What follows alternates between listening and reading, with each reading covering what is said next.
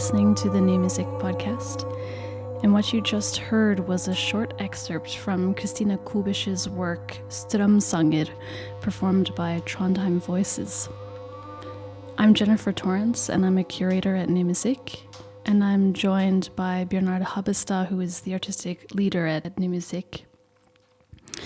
This is the first episode in a series of 3 episodes where we will be looking at the topic of the composer in an urban landscape.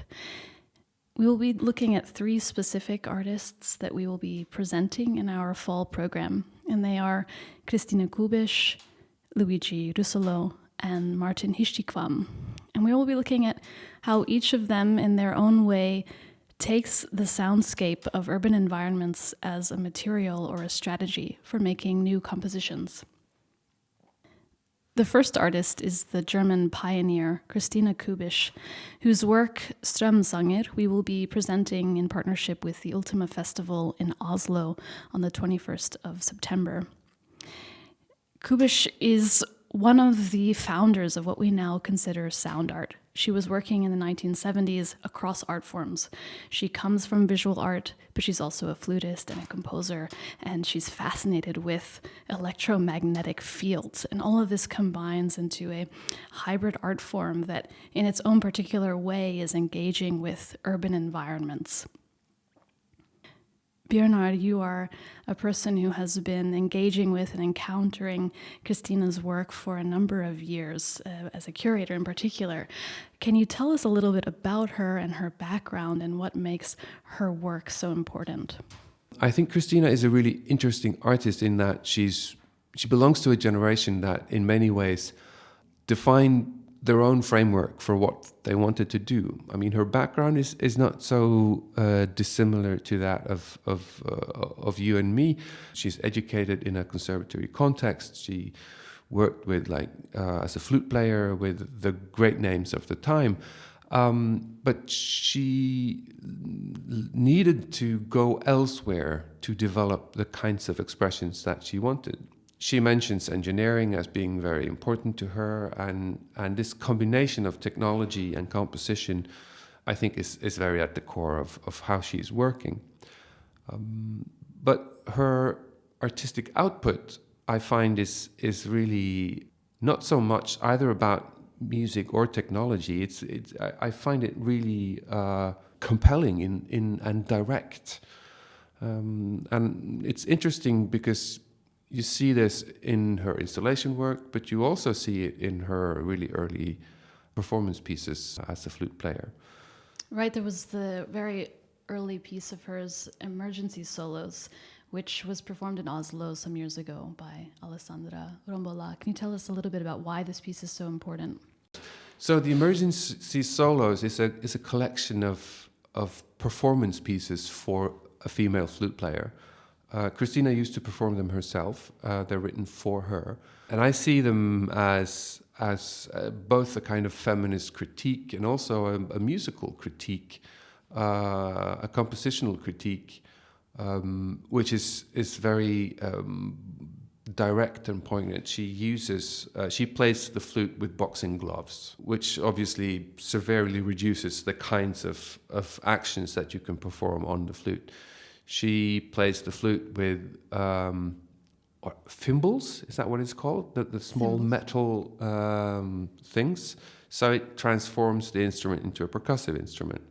She uses props, stage props, etc., to create a very different performance environment than the classical so-called neutral concert hall. She says explicitly that this work for her was very much a feminist critique, looking at the position of the woman composer, the woman performer in the 1970s. And then in the 80s, she gets wrapped up in a totally different set of strategies for making work, and that's basically electromagnetic induction, electromagnetic fields. Can you describe what this work is? When Christina talks about it, she always uses this word of exploring and encountering and literally navigating through physical space using this technology. What is this technology? How does it work? It's a microphone for detecting electromagnetic radiation. So the thing is that there are electromagnetic fields in so many machines. It's in the electronic doors that open and close in shopping malls. It's in buses. It's in trams. It's everywhere. It's in all kinds of parts of modern society. There is this invisible radiation. And what Christina discovered was that there is a very simple way to modify headphones so that they receive and amplify these waves so that they're audible. And she's used this to create sound walks where she guides the audience through particular areas of urban landscapes that are particularly poignant with these fields. And she's also used it as part of her installations. The fact that these waves are invisible and that they're almost omnipresent, and the only thing that you need to do is put on a pair of headphones and go looking for them is really part of the attraction. Yes, she described the moment when she discovered this noise, which we've all heard when our cell phone comes too close to an amplifier or a speaker of any kind. You hear this glitching noise. And she was actually in a lesson with a teacher of hers, and he said, "What is that noise?" And then he said, "That's electromagnetic induction." And it was the aha moment that sent her on a 40-year trajectory discovering this. And in the beginning, she made installations where she would put cables in the room, using the cables as an installative infrastructure, and then sending pre-recorded sounds through these cables, and then the electromagnetic induction would happen on its own.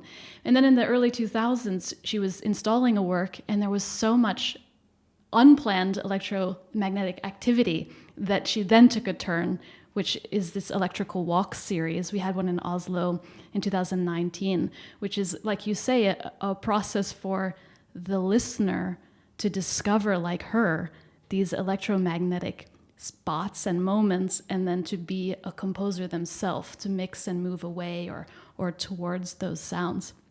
And now we have what I see as a totally different, or maybe a totally different way of working with this material, which is the project with Trondheim Voices, where she is combining pre-recorded or a kind of compositional strategy using the recorded sounds, taking Trondheim Voices on the tram so that they have a process of discovery, and then they're improvising on top of this. Can you say a little about this work? We programmed Christina in 2018, and she did a collaborative project together with Carola Baucholt, where they worked on each other's material, creating new work from the other collaborant's starting point. So it was a very beautiful concert, a combination of acoustic and acoustic work by Carola Baucholt and Christina Kubisch. And following this project, nyMusikk Trondheim invited Christina to come to Trondheim and do one of their so-called score exhibitions. They do biannually a project where they invite a composer to exhibit scores in the widest sense, and they also do performance projects related to that chosen composer. And Christina's commission for that exhibition was Strømsanger, written for Trondheim Voices, and based on a sound walk or a discovery that she did along the tram track of a particular route in Trondheim. So in a way, this project becomes a little bit full circle, where both her sound walks, her concert music, and elements of the installation thinking comes together. And of course, it's the combination here of working with Trondheim Voices, which is capable both of working as an improvising ensemble, but also as a more traditional vocal ensemble, opens up some possibilities that are quite particular, and I think the results are really stunning. Yes, let's actually hear from Sissel Vera Pettersen, who is the artistic leader of Trondheim Voices. We were so lucky that nyMusikk, Trondheim, they initiated this collaboration. So Christina was asked to write a new piece for Trondheim Voices in connection to her exhibition in Kunsthall Trondheim. And she also did sound walks in Trondheim. So she was walking around to investigate sound herself in Trondheim with her headphones that captures electromagnetic sounds. And she was taking the Gråkalban, it's the tram, the local train from Trondheim center up to the forests around Trondheim. And it turned out that this tram was producing so many incredible sounds. It was like a full orchestra, you know. So after taking that trip, she was really inspired to use that as the starting point for the piece with us. So she recorded a lot of different sounds from the tram, both the electromagnetic sounds, also the sound that you would hear without the headphones, like the sounds coming from the tram in motion. And she would also record the stops, the tram stops, the name of the different stations on that route. And then she gave us files of these recordings and made us resemble the sounds, the electromagnetic sounds. So we were 6 singers were individually recording our voices while listening to the electromagnetic sounds from the tram. And then she would again take our recordings and play them in feedback. So play first, you know, a recording of us, then the recording of her recording, the recording of the recording of the recording, etc., in a church in Berlin. And that is now a part of the piece Strømsanger, where you can say that, you know, from the machines to our voices and then back to something that almost sounds machine-like again, but it is just the feedback of our acoustic recordings. And for us, you know, we work with alternative ways of producing sound. So for us, it's very natural to take these sounds from the tram as a starting point in trying to find colors or energies or timbres in our voices. So there's also pieces in Strømsanger which is 100% improvised also with the landscape and the sound of the tram. We also made a stop in the final destination of the tram ride, which is called Lian, and we went out to the forests there. And she recorded us saying the final stop name, which is Lian. So what you can hear in the recording is actually recorded in that specific place in the forest. When you play it in Oslo, or when you sing it in Oslo, your group sings it in Oslo, there won't be the same connection to this tram. I can imagine for the audience in Trondheim, they've heard that tram. And I take tram 13 in Oslo and I sing with it myself. And I think a lot of musicians sing with different electrical buzzes. I wonder what you think about this sound postcard, as it were. It's a sort of postcard from Trondheim and then sounding in Oslo. I wonder if you have any reflections on what this listening will be like for an Oslo person versus a Trondheim resident. I think it's really beautiful how, you know, you can just hear these, especially the names of the stops, just abstract, you know, that it's just words, you know, sounds of names that I guess for Christina also, you know, the way she heard it, it was the first time for her. And of course, this tram has been existing for generations. And for a lot of people in Trondheim, yes, it's a very, the names particularly and the sound of the tram when it is in motion is very familiar. But then again, so much of the piece is also based on the electromagnetic sounds that nobody has actually heard, and which was a huge surprise to us also. We took the tram ride with the headphones on, and it was just incredible how much sound that was produced that you wouldn't hear unless you had the headphones on.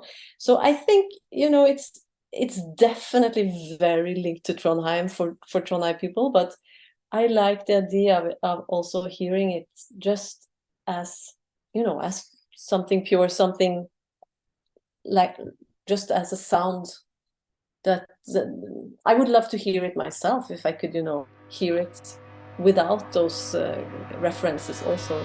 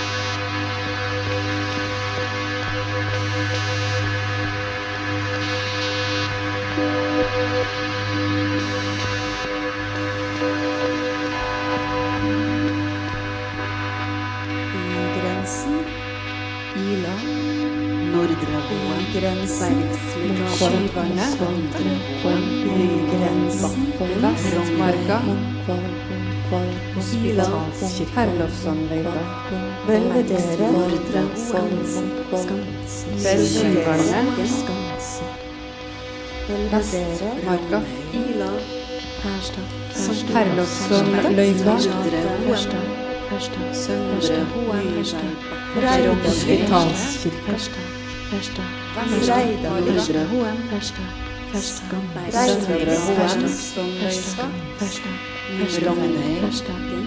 Bygrensen, Bygrensen, Vestmarka, Olavsgata, Trondheim, Herlovsanløyva,